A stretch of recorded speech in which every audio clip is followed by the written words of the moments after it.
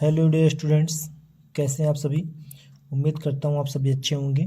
Dear students, इस video में मैंने आपके लिए ग्रामर के कुछ क्वेश्चंस लेके आया हुआ हूँ जो कि सो दैट, टू और इनफ टू से संबंधित रहेंगे।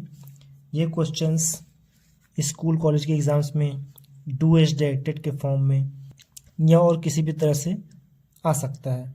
वीडियो में आगे बढ़ने से पहले यदि आपने इस चैनल को सब्सक्राइब नहीं किया है तो इसको सब्सक्राइब जरूर कर लें। आगे भी आपको इंग्लिश से रिलेटेड वीडियोस मिलते रहेंगे।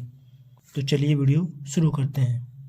कई बार क्वेश्चंस में सो दैट से हमको सेंटेंस को चेंज करने के लिए या कंबाइन करने के लिए आता है, या फिर टू से भी आता है।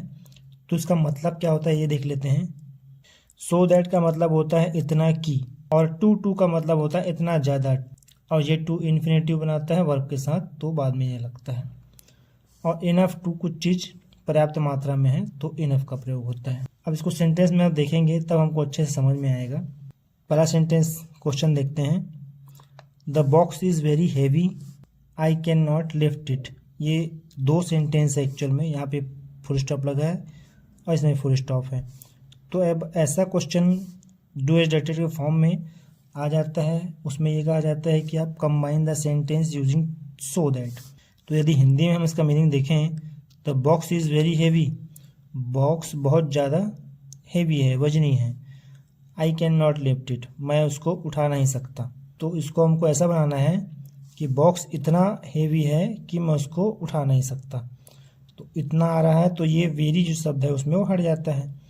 तो यहाँ पे वेरी हट जाएगा तो ये हो जाएगा the box is so heavy. So यहाँ पे लग गया और उसके बाद डैश है, मतलब कुछ वर्ड रहेगा तो हैवी वर्ड यहाँ पे आ जाएगा। फिर लगाना है हमको दैट। ये सेंटेंस खत्म हो गया। अब इसको जोड़ने के लिए हम यहाँ पे दैट लगा दिए। फिर यहाँ पे जो दूसरा जो सेंटेंस जो वाक्य रहेगा उसको ज्यों करते हैं आपको दैट के बाद लिख देना है। तो इस सो दैट से ये बन गया। इसी सेंटेंस को हम टू में भी कन्वर्ट कर सकते हैं। तो इसको अब जो हमने अभी सो दैट में बनाया था इसी को टू में भी बना सकते हैं। कैसे हो जाएगा, देखिए ये लिखा हुआ है the box is too heavy. अब यहाँ वेरी की जगह हमने लिख दिया टू लिफ्ट इट। अब यहाँ पे आई कैन नॉट जो है वो हट जाएगा और लिफ्ट इट बस आ जाएगा। या कई जगह लिफ्ट ही आपको मिल सकता है, इट भी कई बार हटा दिया जाता है। तो दोनों सही है, ये भी सही है, इसके लिए भी और इसके लिए भी ऐसा भी कई बार लिखा जाता है। तो दोनों ही केस में सही है। अब एक दूसरा क्वेश्चन देखते हैं जिसमें हमको इनफ टू का प्रयोग करना रहेगा। इनफ टू मतलब पर्याप्त मात्रा में। ये जो पहले आपने सो दैट और टू देखा, ये जनरली नेगेटिव तरह के स्टेटमेंट होते हैं जिसमें कोई चीज़ जो है इतना ज़्यादा एक्सेस मात्रा में रहता है कि उसको नहीं कंप्लीट किया जा सकता। लेकिन इनफ टू पॉजिटिव रूप में रहता है, इसको किया जा सकता है। जैसे एग्जांपल देखते हैं, he is very strong, he can lift the box. अब देखिए यहाँ पे स्ट्रॉन्ग बोल रहा है। स्ट्रॉन्ग एक पॉजिटिव चीज़ हो गया ना, कि वो स्ट्रॉन्ग है, उतना ताकतवर है कि उस काम वो कर सकता है। तो उसको हम ऐसा बना देंगे ही इज़ स्ट्रॉन्ग इनफ। अब ये वेरी हट जाएगा। To lift the box. अब यहाँ पे ही कैन, ये भी हट जाएगा क्योंकि हमको जोड़ रहे हैं। तो एक ऐसा बन जाएगा he is strong enough to lift the box. ये पॉजिटिविटी हमको दे रहा है स्टेटमेंट कि कोई चीज़ को काम कैसे किया जा सकता है।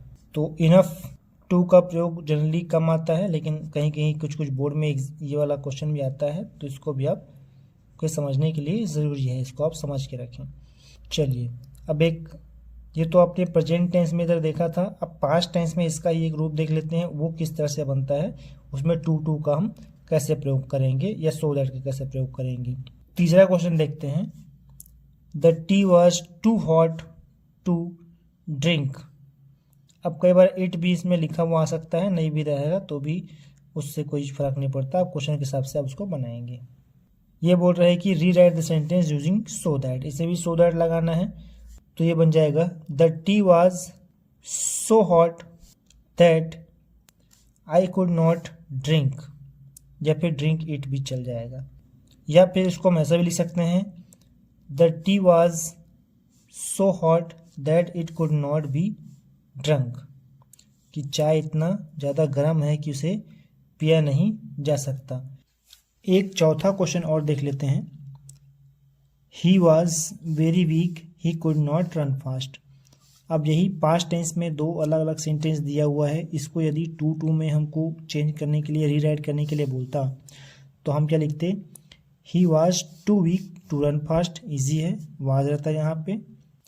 और इसको यदि सो दैट में चेंज करने के लिए बोलता तो हम लिखते he was so weak that he could not run fast. तो पास्ट टेंस या फिर प्रेजेंट टेंस में ज़्यादा कुछ फ़र्क नहीं रहता है जब हम सो दैट का प्रयोग करते हैं या टू का प्रयोग करते हैं तो। लेकिन यदि जब हम इसको ऐसा सेंटेंस दे दिया जाता फिर इसको हमको ऐसा चेंज करना रहेगा ना, तो वो थोड़ा सा टफ लगेगा आपको। तो उम्मीद करता हूँ आपको ये सो दैट और टू का जो कॉन्सेप्ट है आपको समझ में आया होगा। और यदि आपको ये वीडियो अच्छा लगा हो तो इस वीडियो को लाइक और चैनल को सब्सक्राइब जरूर कर लें। आगे भी आपको इंग्लिश से संबंधित वीडियोज़ मिलते रहेंगे। तो मिलते हैं नेक्स्ट वीडियो में, तब तक के लिए गुड बाय, टेक केयर।